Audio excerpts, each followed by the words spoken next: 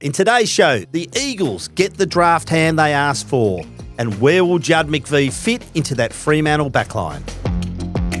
Welcome to the West Sport Show. We are brought to you by TabTouch. Got the touch? Download the TabTouch app today. What's gambling really costing you? For free and confidential support, visit gamblinghelponline.org.au. Post-grand final. And I am joined by Chris Robinson. How are you, Robbo? Hello, Quarters. How are you? Have not drawn a breath since the grand final, but it's all been happening, and we'll get straight onto it. Big news today, and West Coast fans can breathe a little easier because 4 and a bit years of very ordinary football. And very ordinary football? Well, that's putting it very nicely. 10 wins from 95 games, yes, I believe it is. That's correct. So the AFL Commission has approved an assistance package to be provided to the Eagles. They're going to get an end of first round draft selection and probably equally importantly, 4 additional rookie list spots across each of 3 seasons. So for 2026, 27 and 28. So it gives them a draft hand, Chris, of 1 and let's say 2 because they're going to get pick 2 for Oscar Allen. So it's 5 inside the first round if you count the end of first rounder. 1, 2, 15, 19 and 20. Which is the end of first rounder, 33 and 51, which are tied to Hawthorn. So all of a sudden, you're starting to get in that realm of it's not quite as good as Richmond's draft hand last year, but it's getting there. So you can use 19 and 20 to perhaps trade further down as well. So all of a sudden, it's starting to look like they've got a bit of capital to work with. So I would suggest with this hand, it'd be more than enough to secure Brandon Starcevic to keep the Brisbane Lions happy. Yeah, just it gives them that flexibility, doesn't it? And are you surprised? I mean, should we start with that end of first round selection? Are you surprised there wasn't a rider put on there that something had to be traded out for players or? No, I think they want to give West Coast the flexibility. I mean, it's been 4 seasons of, as I said, very average football, very ordinary football. It's very similar to the package that was handed to North Melbourne a few years ago. So, and I must add, with the proviso that they can review it. It can be changed, from next year onwards if they have some sort of remarkable rise up the ladder and every club cracks the sad saying, oh, you've got this big draft bounty and extra rookie spots and look, they're challenging for the finals again. This is the thing you'd suggest just about every club, probably other than North Melbourne, would crack the sads. I mean, I need to put this out on the table. I fundamentally disagree with any sort of assistance package. It's got nothing to do with West Coast or North Melbourne or any other club. The system that we have in the AFL compared to other sports around the world is amazing for clubs that finish last. You finish last in the AFL, you get pick 1. That's your assistance package. That's your priority pick. If you finish last in the NBA, you've got to hope that the lottery balls bounce your way because you've got a 1 in 3 chance of maybe landing that top pick. It's even less than that because the lottery odds sort of smooth it out. So I fundamentally disagree with this. I'd suggest there's probably 16 other clubs that are in the same boat. I've not been a fan of all for concessions, even for free agents moving on. I just think the draft is itself. It's football socialism. It's the mechanism that is there to equal out the competition. By rights, every team wins a flag every 18 years, but of course it doesn't work that way. Well, that's the thing. What are the parameters for a priority pick? So the door's ajar now for other clubs. Yeah. If it was already. Yeah. And I think that will embolden other clubs. You look at the situation that Collingwood's in at the moment. Essendon. Yeah, but I'm thinking with what West Coast did where they won the flag in 2018, they sort of went chips in with Tim Kelly and tried to go again, which is Collingwood absolutely if it goes their right. pear-shaped for Collingwood in, say, 3 years' time, do they go to the AFL and say, well, hello? Yeah, because it's only been 7 years since they won the flag. So St Kilda are putting their hand up saying, hey, it's been, what year was 1966? It's been 60 years since we won the flag. Significantly, Don Pike, in a statement released by the Eagles a short time ago, has said it weighed heavily on them to request because they've never done this before, the Eagles. They're a very proud club. It's not something they've never gone for a handout before. But he said it's a heavily compromised draft, and he's right with that. And when you look at NGA players, when you look at father-sons, those picks 19 and 20 could well slide back 6 or 7 spots. So it is heavily compromised.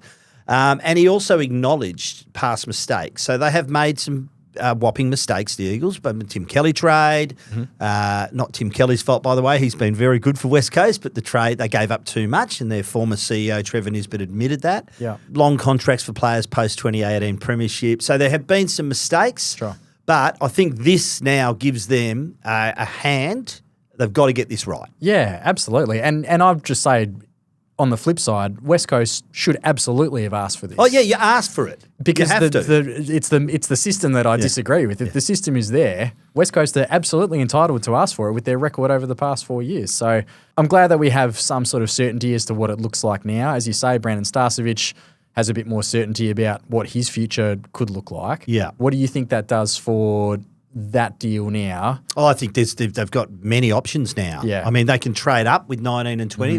Let's see what they can do. But I'm just a bit worried about that deal. I'm just worried about the length of it. So if it is a 6-year deal, we know Brandon, terrific player, was wonderful in the grand final, but received another head knock. Yep. So he's had 3 in 18 months plus that head knock at the weekend. As far as we know, there's no concussion from that knock, but he didn't return to the field. So I think there's a red flag there in terms of his long-term future, as sad as that is to say.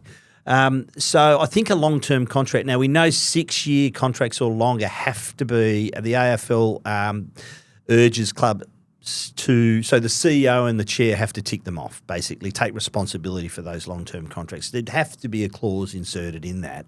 In the final sort of year I hope or two Brandon of that contract. Starcevic plays for the next 6 years and wins 6 Best and Fairest awards. Sure. Don't get me wrong. Sure. But the chances are he could be retired by the AFL concussion panel way before then. So I think there is a bit of caveat emptor here, a bit of buyer beware. It sounds really meat markety, doesn't it? But I mean, this is the industry we're in, so we're just calling it as we see it. Yeah, and you'd think West Coast would be. You mentioned some of those bad decisions. They've also had some bad luck as well. Yeah, they have. And for a club that's been 4 concussions. Yeah. Jeremy Retirements. McGovern, which we just saw, obviously Brad Shepherd, Dan Venables, and Luke Edwards as well, all in the past 4 or 5 years. So you'd think that they would be doing their absolute due diligence when it comes to Brandon Starcevic and what kind of length they're looking and at. Also and length kind of contracts for players who haven't necessarily been retired medically too. They've been burnt by those too. Yeah. So long-term contracts, I think it's a bit of a but look, let's just say, and we certainly hope the deal gets done and Brandon Starcevic lands at West Coast because I think he'd add something. Where does he play? No one's really spoken about this, but I'm intrigued because the word is there'd be a bit of reshuffling in that Eagles side next year. What's your intel here? Well, my intel is that, we knew we'd flagged this year that Brady Hoff was going to go back again. So he probably goes back to halfback. Yeah, I think that's his best position. I think Elliot Yeo's going back. So he hasn't been able to play footy at all this year. He was an All-Australian at halfback before he was an All-Australian in the midfield. I just think with the load on his body and the Eagles wanting him to just be out there, I think he's likely to go back into defence. Yeah, that's fascinating. We saw that when he came back from injury a couple of seasons ago, sort of in the back half of the year where he went back there, but then looked so good in the middle last year. And obviously didn't play at all this year, so that's a real. So I think Bo Allen probably goes upfield to maybe to a wing, and I think they're really keen to get McCarthy up the ground too. He's a elite ball user. We saw him have some spells in the midfield, so I think McCarthy and Allen are going to go up the field, and I think Yeo and Hoff are going to go back. So there probably is a spot there for Starcevic somewhere in defence. He's also long held a desire to play in the midfield himself, so that could also be an option for him. Well, I guess the biggest question, if you're putting Yeo, provided Yeo's healthy, of course, which is a big if these days, if you're putting him in defence, where's the big-bodied support around Harley Reid in the midfield? That's right. So they do have a draft hand here. So let's They do. There's a possibility they could trade some big bodies in. I still, we'll get on to Fremantle in a moment, but there's a bloke out there by the name of Christian Petracca. You've got a Petracca glint in your eye, don't you? Well, I do a bit because can you imagine? At West Coast or at Freo? Well, he's already said this year, last this year. is another big story I'm today. saying Freo probably needs him more at the moment, but of course. He has, last year it was just, if I want to go, I'm going to another Victorian club. This year he said, I'm happy to go to a non-Victorian club to explore my options. So whether that just means Adelaide and a bit closer to home, Adelaide are the front runners right now. Well, he's there right now, right? Well, he has been, yeah. But I think Fremantle should have a red-hot crack at him. But West Coast, why not put your hand up? See what you have to give up to get. I'm not giving up a lot because nothing unreasonable, I should say, because that's not where they're at with their list at the moment. Yeah, it doesn't really fit the timeline, does it? And it doesn't fit his timeline either. As a proud major sponsor of the Fremantle Football Club, Woodside has accepted the challenge of supporting local footy at all levels, from grassroots to greatness, so it can thrive throughout WA, Chris. Woodside, Australia's leading energy company. Fremantle. Yes. So, Judd McVee has indicated he wants to be traded to to Fremantle. Yep. Great news for Freo. Yeah, fantastic. It really feels the need, doesn't it? Well, they need that elite ball user off half-back, which we thought they either get someone in or Cooper Simpson sort of fills that niche as well. So he's a very promising player. So he could probably play further upfield, but I like it. He's the new coach at Melbourne suggested he's a sneaky good player. Yeah, I'd suggest that's true. And he's just one of these guys who he ticks all the boxes for Fremantle, right? He feels a need, as you say. On the other side to Jordan Clark coming out of defence. He's a WA boy, and we've seen how hard they've gone after some of these WA guys coming home with Bolton and Jackson and Jordan Clark. So, yeah, I absolutely think that's a sneaky big body mid is what they need, though. They do.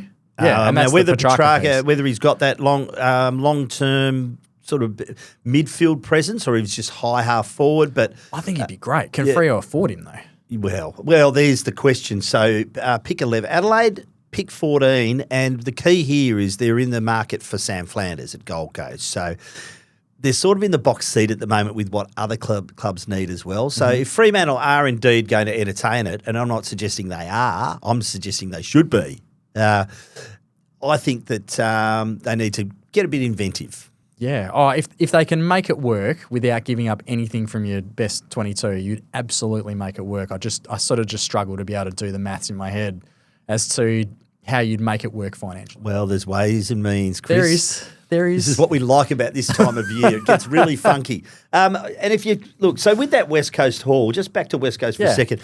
If you're doubting what you can do, Richmond last year for me, they'd won their flags. Wasn't so long ago either for the Eagles, but they've won their 3 flags and it almost felt like a premiership. It wasn't quite there, but the fans were celebrating last year. So 1, they got Sam Lawler. 2, with 7, they got Josh Smillie. 12, they got Taj Houghton. And then at 14, Jonty Fall. 21, Luke Traynor. 23, Harry Armstrong. There was Thomas Sims and Jasper Alga thrown in on the end there. That's a really good draft haul. That's going to set you up for the future. And I think the key here also is West Coast getting this draft haul in pre-Tasmania. Oh, yeah, and this is the absolutely. concern for clubs like Collingwood at the moment, who we've seen Jamie Elliott, Brody Myercheck, possibly, I think more likely Myercheck's on the move to Melbourne. And I think Jamie Elliott, probably Gold Coast are into him. So they leave. To me, if they stay, I think they probably get another bit of a swing at it next year, but if they leave, I think it's now time to regenerate and to rebuild. They're starting to, it's a tough time to do so, but now's the time. You don't want to do it in 2-3 years. Well, potentially. I don't know. Do you think today's development with the assistance package being formalised, do you think that has the potential to embolden some of these teams? I'd totally think it does. With West Coast? To embolden them to take another swing, to go chips in, to say, hey, we're somewhere in the window, we're going to go for it. Because we can fall back on some assistance down the track. If we're really bad for 3 or 4 years, and West Coast have been historically bad for 4 years, but then look what they get out of it at the end of it. Having said that, the AFL doesn't want to compromise Tasmania's first couple of years of the draft either. They don't. So, it's... They also need to figure out who's building the stadium down there. So that's no, we don't even know if there's a bloody team yet, do we? It's ridiculous when you think about it. Now, Chris, any reflections? It's a couple of days. It feels like it's about 3 weeks ago. Feels like it's been a while. What has it been, 4 days? Yeah, it has. Since the grand final. 3 days? Yeah, 3 days. There you go. We're recording this on a Tuesday today. It's been 3 days. It's been less than 72 hours. So, surprised by the victory? Not surprised by the victory, surprised by the margin and the ease at which it happened in that sort of last 40-odd minutes. But that can happen in grand finals, right? right? break the back of the game. Yeah, and it was very 2021 time. Where, particularly for us in the media quarters, where you're obviously watching the game, but we're also working at the same time. You've got to have your head down and you're doing stuff. Like that Melbourne 2021 grand final, when all the dust settled and you go, what was that final margin? 74. You go, how did it get to 74? Well, but the difference with that game, I thought, was that Dogs got in front by 19 points, and they had the momentum. And to me, I turned to who I was sitting next to and said, "Put a fork in it. This game's done." Yeah, and they flipped it. And then they flipped it. Whereas I thought Geelong had to be 4 or 5 up at half time. It felt like they were kind of holding back the damn ball a little bit. And it's funny because we look at the free kick disparity at half time. I didn't think that it was any really egregiously bad decisions given. Yep. I was really surprised when I saw that free kick catch, but it always balances itself out. So I thought, well, they're going to get the rub of the green in the second half, Brisbane, and I thought it just looked like they had control at half time. The other thing I thought was I picked Geelong, and I was still confident they were going to get the job done. But when you look at it in hindsight, Tom Stewart out of that team, you know, you remove Harris Andrews from Brisbane. That's the effect it has. It completely imbalances your structure. Yeah. So I thought that was telling. Clearly, Jeremy Cameron. We'll get onto that in a little while with some mail too, with the Jeremy Cameron decision. But it wasn't the finest day Geelong, I don't think, in the coach's box. And Dangerfield as well. He could argue his sort of forward mid. There's a bit of cackle there that he was ill. He would never admit that. I was a very gracious post-match from Patrick Dangerfield, by the way. Sure. Not such a gracious presence at their after Mad Monday, by the way. But I thought post-game he was all class. Yep. And he would never admit it, but I'm told he was a little bit ill. So and I take nothing away from Brandon Starcevich once again because it was a good effort. He was the player we were all talking about leading into the game. So. And Brandon Starcevich as well, Quarters, gives me a chance to go into one of the best stats facts in footy. Please do. If he does leave, which he's completely expected to, that no premiership lineup has ever played together again at any other point after a grand final win in AFL, VFL history. Is the that same right? 22 Is or that 23 or 21 guys has never played all together again in their entirety. And Starcevich leaves. That's going to continue. I'm racking my brain now about all the great It's Hawthorn never happened. teams. It's You're never always going to happened. have one or two injuries, but okay. You'd think at some point, some team in history would have kept the whole squad together, and then at some point, even if it's round 15 or something, they get everyone back and they play. It's never happened. Brisbane, by the way, 10 players under 22? Yeah, something like that. Oh. Yep. You overlook that a bit when you're heading in there, when you're going into a grand final. But I mean, Oscar Allen straightening them up a bit. Logan Morris and Ty Gallup are very, very good young players, but they're young. So the expectation is they'll have their struggles in their first 3 or 4 seasons. I think what Oscar does is he really straightens them up. Even though Morris, I thought, was well beaten by Jack Henry at the weekend, he did his job because he halved a lot of contests. Have a look at the medium and small forwards of that Brisbane team.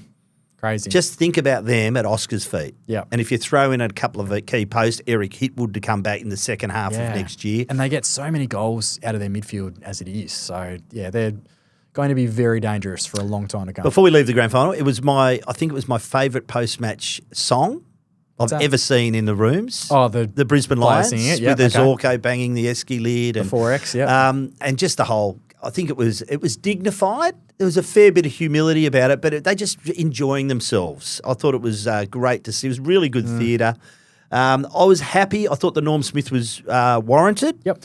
I would have been equally happy with Dane Zorko winning that Norm Would Smith you? medal. Yeah, I would have. I thought he was. Yeah, He did take a lot of kick-outs, but I thought he was really solid when the heat was on in that first half, and I thought he really contributed through the corridor. So I would have been happy with him.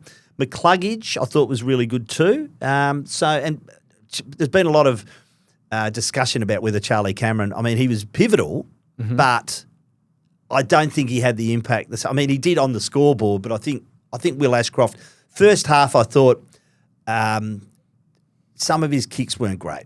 I think there were a few grubbers in there. So, but very addressed. Certainly in the second half, you couldn't fault him. So Harris Andrews, very Andrews good. Was another one you'd put in there. And Zach Bailey as well. I know he missed a lot. 3-6. I know he missed a lot, but he had 9 scoring shots in a grand final. Yeah, I know. It's incredible. The first player to do that since 1993, since I think it was Stephen Kernahan in 1993. It's the first player in however long that is, 30-odd years. Put himself to have in. 9 scoring shots in a grand final. He was superb. Kicked himself out of a normie, but I don't reckon he's too worried about that right at the moment, Chris. Okay. I reckon he's I think pretty. he's okay.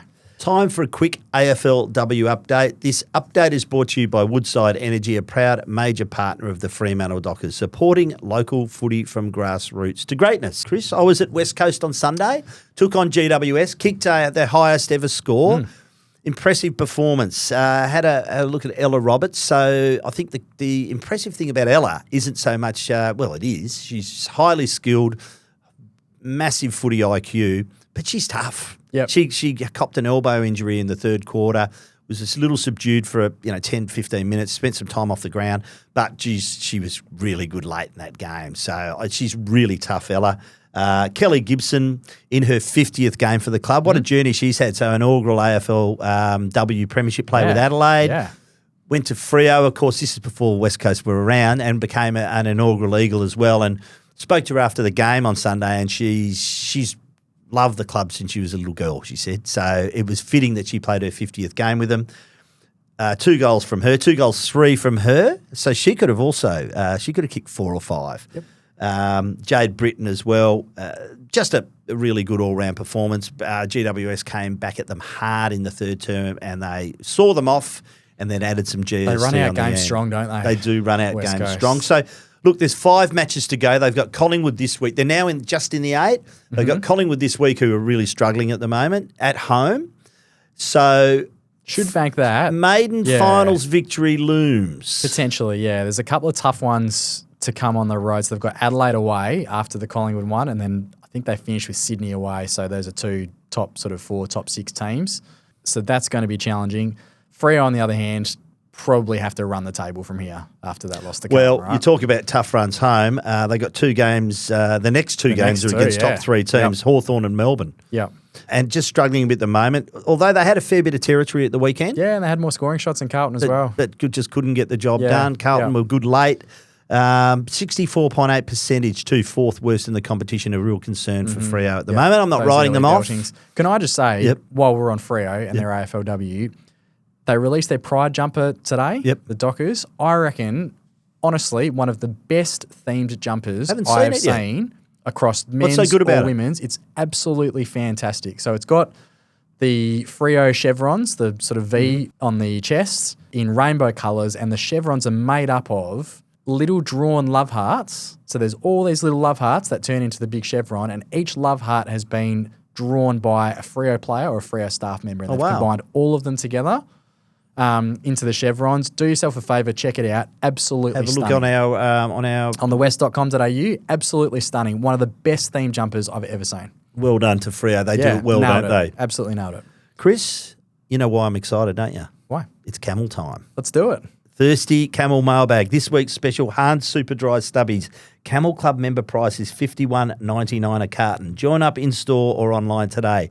This is the last week. Sadly, Chris, this is the last week you can win a $50 digital voucher thanks to Thirsty Camel, of course. That is for 2025. Hopefully we'll all be back next season. And you can continue to keep shopping at Thirsty Camel even after the promo ends. And I would suggest that wouldn't you? Yeah. With the bargains they have. Yep. Get your questions into TheWestSport at wanews.com.au. Leave your mobile number at the bottom of your email, as we will send you the voucher if you're a weekly winner. Good mail this week, Chris. High quarters. The final series has flourished over the past decade, achieving exceptional ratings and attendance. The pre-finals bye provides a demarcation from the regular season. It is, however, a shame that not every final is played on a separate night. If it were, it would provide the opportunity for the superfan to attend and watch all 9 finals. Thoughts? That's from Eddie everywhere. That's from Michelle, a regular contributor. Well, I wouldn't mind seeing them played on separate, but you've always got the problem of 6-day breaks and 7-day breaks and who it advantages. It's really important in finals. I think they need to double up. I like that idea of being able to get around to all 9 games. I've actually got that idea. I'm thinking about going to Gather Round next year. You looked in for Gather Round? I'll be going. Again? I'm flying, not driving this year. I would love to see the fixture for Gather Round laid out so that you could be a super fan and you could get to all 9 games.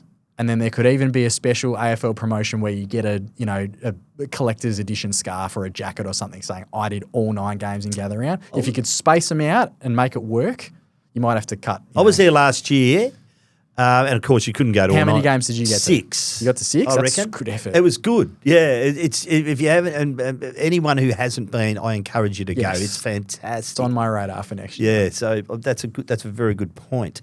This one's from Andrew from Double View. Hey, gents, thanks for a great year on the pod.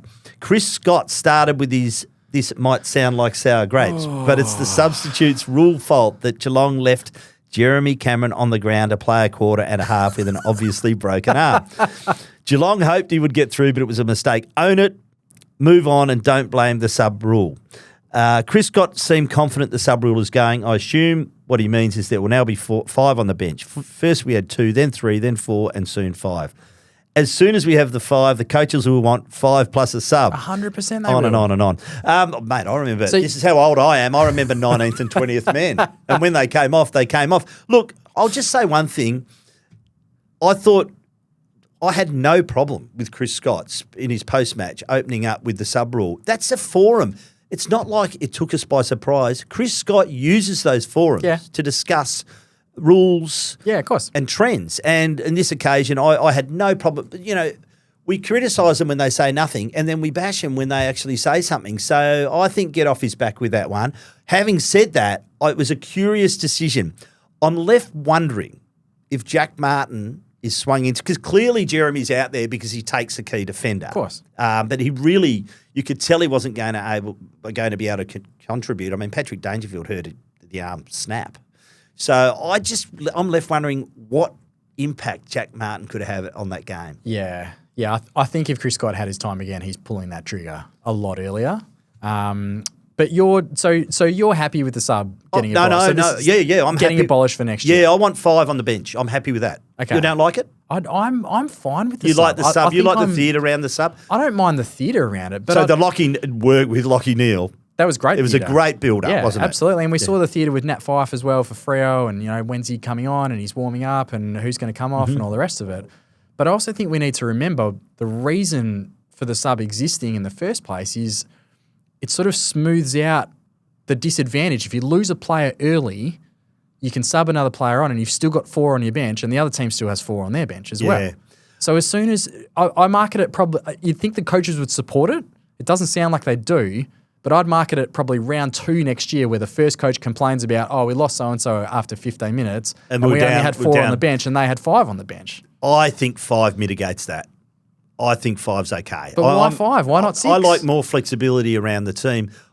We could go to 6 down the track. I don't want to go to 6. Well, we could. I don't want to be a pirate. Yes, you do.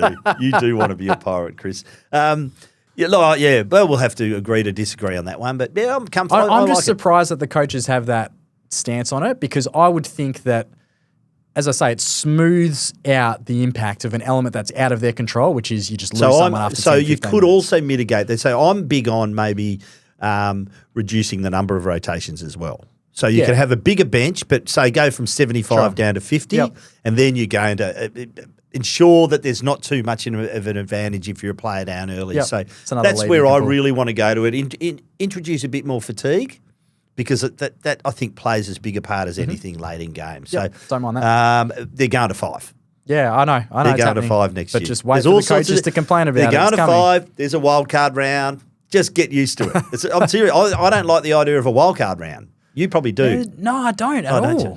And it's fundamentally not a wild card round. The whole love of US sport. I thought you'd be all over this. No, but US sport, it makes sense because you have conferences and you have teams with different records in different conferences. It's not a wild card round in the AFL. It's just 9th and 10th. Just make it. Fair enough. I couldn't agree with you more. Yeah, we already have a wild card round. That's fine. It's called the final round or the first week of finals. We need to do a whole podcast where we just talk about these contentious issues and just iron all of them out. Exactly.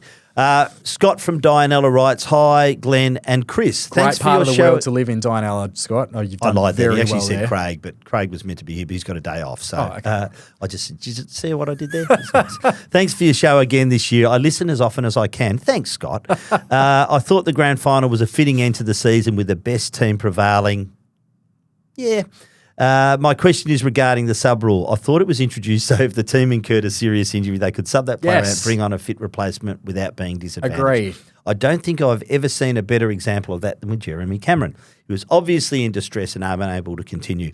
Chris Scott can complain about the rule all he likes, but I'll bet he was an advocate for its introduction for that very reason. It's the coaches who manipulate the rules and are then never satisfied. Do we really need a 5-player interchange? Injuries and luck part of the game, and teams just have to roll with it. That's fantastic. He's just heard what you said, that Chris. in my You sleep and wrote send that. it through? Did I sleepwalk and sleep type that one? I couldn't agree more with that one. Yeah, exactly. It's and very I'd good. suggest that's probably where our mate, Thirsty let's Camel see should what be going. we- Okay, sorry, we still got more? No. Let's see what we roll out on Thursday. Okay, and all we'll right, yeah, make of an course. assessment Sorry, I'm then. jumping well ahead. You have been listening to the West Sports Show. We have been brought to you by Tab Touch. Got the touch? Download the Tab Touch app today. What's gambling really costing you? For free and confidential support, visit gamblinghelponline.org.au. Remember, you can watch or listen to this podcast on YouTube Music, Chris, thank you once again. Will you join us more often next year? I would love to. We would love to, and we've had some good feedback from listeners too who want you more often. That's very kind. So we'll get you back in here on a regular basis. You'd like me. Excellent. Thanks, mate. No worries.